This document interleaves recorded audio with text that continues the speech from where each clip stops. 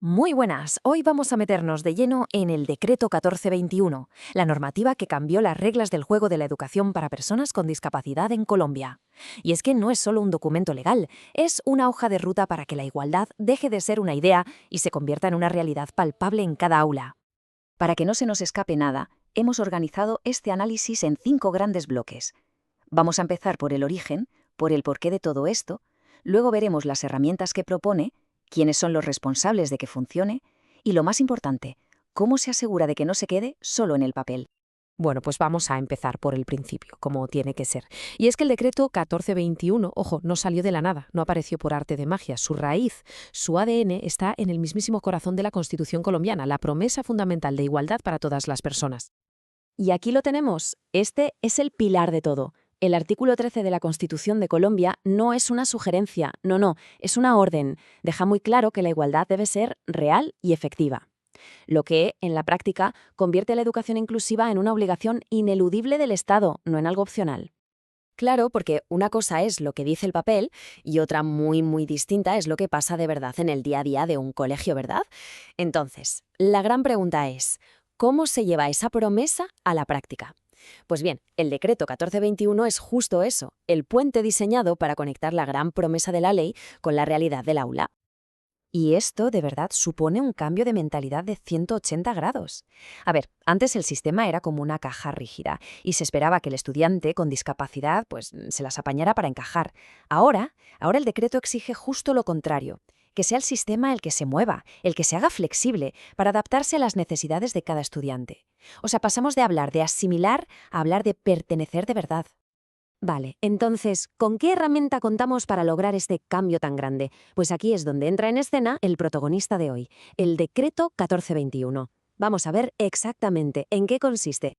Su objetivo no puede ser más claro y directo. Se trata de regular la atención educativa para la población con discapacidad. Y todo, absolutamente todo, bajo el gran paraguas de la inclusión. Ya no hay otro camino posible.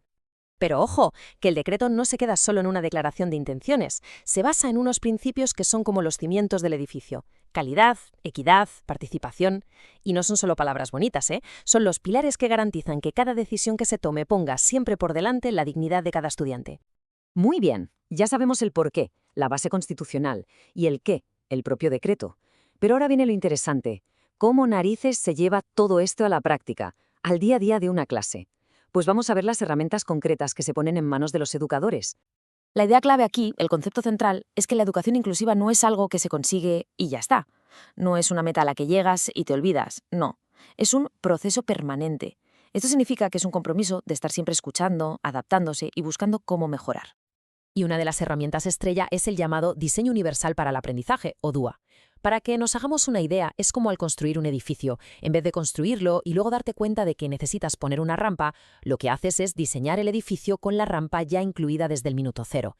Pues el DUA es eso mismo aplicado a la educación, crear lecciones y materiales que sean accesibles para todo el mundo desde el principio. Vale, ¿y qué pasa si con este diseño universal no es suficiente para alguien en concreto? Para eso está el PIAR, el Plan Individual de Ajustes Razonables. Si el DUA es el mapa general de carreteras, el PIAR es esa ruta personalizada que te traza el GPS, con todos los apoyos y ajustes específicos que un estudiante necesita para llegar a su destino. Perfecto, tenemos las herramientas. Pero, ¿sobre quién recae la responsabilidad de que todo esto funcione? Pues la respuesta del decreto es rotunda. Sobre todo el mundo. La inclusión no es el trabajo de un solo profesor, no. Es una responsabilidad compartida. Fijaos, lo que hace el decreto es dibujar un ecosistema donde todos son corresponsables. El éxito depende de que 4 pilares trabajen codo con codo. El Ministerio de Educación marcando la pauta, las entidades territoriales implementando a nivel local, los colegios actuando en el día a día y, por supuesto, las familias. En esta orquesta, el Ministerio de Educación es el director, es quien tiene la batuta, establece las directrices para todo el país, da el soporte técnico necesario y se asegura de que todos los actores, incluidos los institutos especializados, estén perfectamente afinados y trabajen en armonía. Pero claro, La música suela de verdad en los colegios. Es ahí donde la ley pasa del papel a la realidad. Los centros educativos son los responsables de crear y aplicar el PR de cada estudiante, de adaptar sus manuales de convivencia y, en definitiva, de construir un entorno donde la discriminación no tenga cabida. Y aquí, ojo, porque hay un cambio fundamental. La familia deja de ser una mera espectadora para convertirse en un socio activo y estratégico. El decreto les da un papel protagonista en la creación del PR y la responsabilidad de vigilar que los derechos de sus hijos se cumplan. Vale, todo esto suena muy bien, pero ¿cómo nos aseguramos de que no se queden un montón de buenas intenciones? ¿Qué mecanismos tiene el decreto para, como se suele decir, tener dientes y poder actuar? Pues la respuesta, en gran parte, empieza con una cifra muy concreta, un 20%. Esto significa que por cada estudiante con discapacidad matriculado en el sistema público, se debe asignar un 20% de recursos adicionales.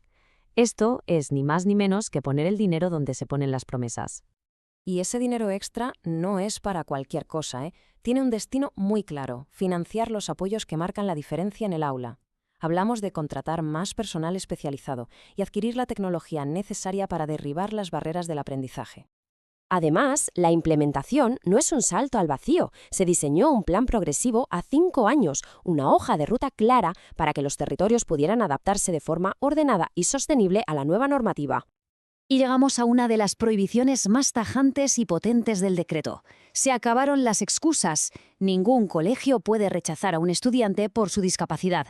La puerta de la escuela debe estar abierta para todos, sin peros y sin excepción. En definitiva, el decreto 1421 pone las cartas sobre la mesa. Tenemos el mapa, las herramientas y las responsabilidades bien definidas. La pregunta que queda en el aire ya no es tanto sobre la ley, sino sobre la acción colectiva que hace falta para que su espíritu cobre vida en cada aula de Colombia. Muchas gracias por habernos acompañado.